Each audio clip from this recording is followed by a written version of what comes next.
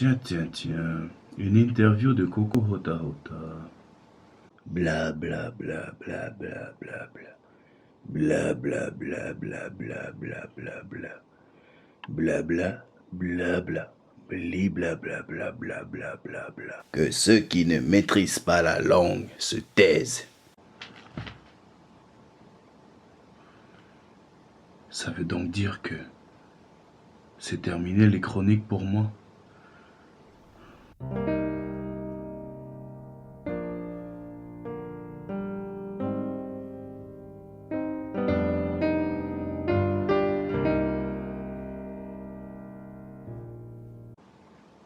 Bon, ok, je ham out, je blague, I'm joking, bromeo, ichijoku. Bref, vous l'aurez compris, aujourd'hui je vais aborder un sujet fondamental du Ori Tahiti. Je veux bien sûr parler de la langue.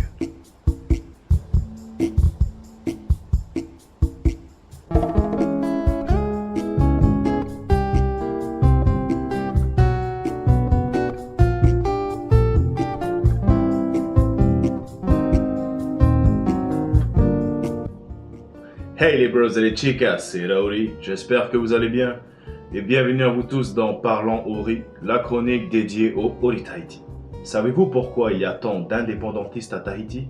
La cause la plus connue est bien sûr Mororoa et ses champignons atomiques. Marororoa de Gaulle.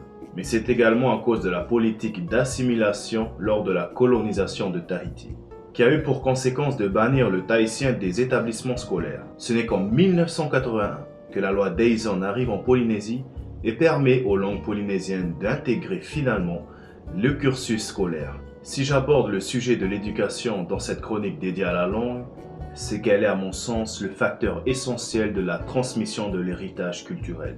Lorsque vous regardez autour de vous, qui sont les personnes qui parlent en Reo Tahiti? Les classes populaires, pas à un niveau académique, mais c'est bien assez. Ces derniers peuvent converser entre eux de manière naturelle et se comprendre mutuellement en mélangeant parfois le tahitien et le français. Hey Toki, Yorana, Yachuru. Alors, comment ça s'est passé? Tels les latinos mélangeant l'anglais et l'espagnol, ce mélange qui porte le nom de Spanglish. Les membres de l'académie qui œuvrent tant bien que mal pour que les langues polynésiennes ne disparaissent pas. Mais aussi quelques personnes des classes aisées, surtout les politiques, afin de vendre leurs soi-disant promesses qui ne tiendront jamais. Mais malgré tout ça, nombreux sont les personnes qui ne comprennent pas et qui ne parlent pas leur langue. Et les jeunes sont les premiers touchés. Une phrase que tu sais dire en tahitien? Je sais pas.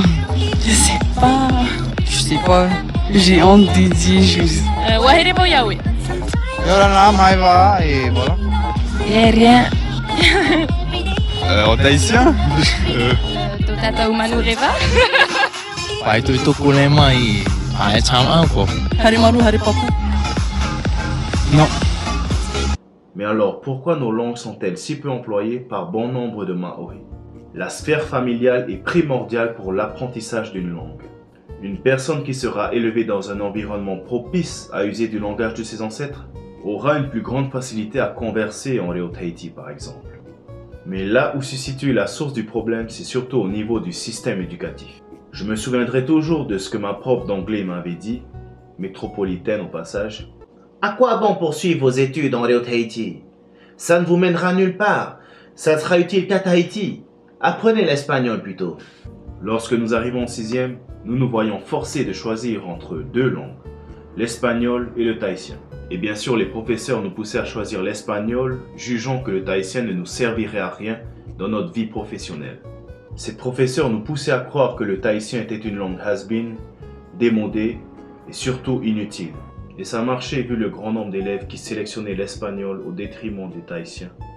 Ces professeurs ont usé de leur influence à mauvais escient. Les langues polynésiennes sont peut-être réintégrées dans le programme scolaire, mais elles continuent d'être bafouées, rabaissées et dénigrées par certains professeurs. C'est pourquoi je juge que l'éducation est la source même de cette lacune qu'a le peuple maori envers ses propres langues. Et ces mêmes lacunes ont des impacts sur le monde du Ori Tahiti. Nombreux sont les danseurs qui ne comprennent pas les chants qu'ils entendent. Nombreux sont les danseurs qui ne savent pas interpréter les gestes qu'ils exécutent. Ils ne comprennent pas ce qu'ils dansent, tout simplement. Ils maîtrisent sûrement la technique, les pas, le rythme, mais il leur manque une chose essentielle, la compréhension. Cela n'impacte pas directement le groupe dans lequel ces danseurs performent.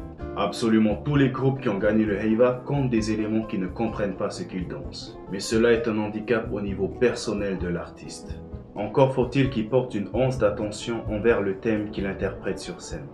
Certains prédisent l'extinction des langues polynésiennes d'ici quelques générations. C'est pourquoi de nombreux linguistes, académiciens et professeurs se battent chaque jour pour enrayer cette menace.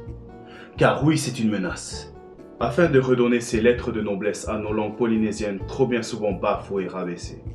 Je vous rappelle que le tahitien n'est pas la langue officielle de Tahiti. Prenez Steve Chailloux par exemple, professeur de Reo Tahiti à l'Université de la Polynésie française, qui a monté une chaîne YouTube permettant aux internautes d'apprendre le tahitien. Alors, le thème de cette vidéo, ce sont les accents tahitiens. Pourquoi est-ce que j'ai décidé de faire cette vidéo sur les accents? Tout simplement parce que je sais qu'il y a beaucoup de monde qui se demande « Mais c'est quoi ces accents tahitiens? Je comprends carrément rien, Joe !» La langue, ça ne concerne pas uniquement le Ori Tahiti. C'est bien plus vaste que cela, ça concerne notre identité. Qu'est-ce qui définit un peuple si ce n'est sa langue? Si vous parlez à un homme dans une langue qu'il comprend, vous parlez à sa tête. Si vous lui parlez dans sa langue, vous parlez à son cœur. Nelson Mandela.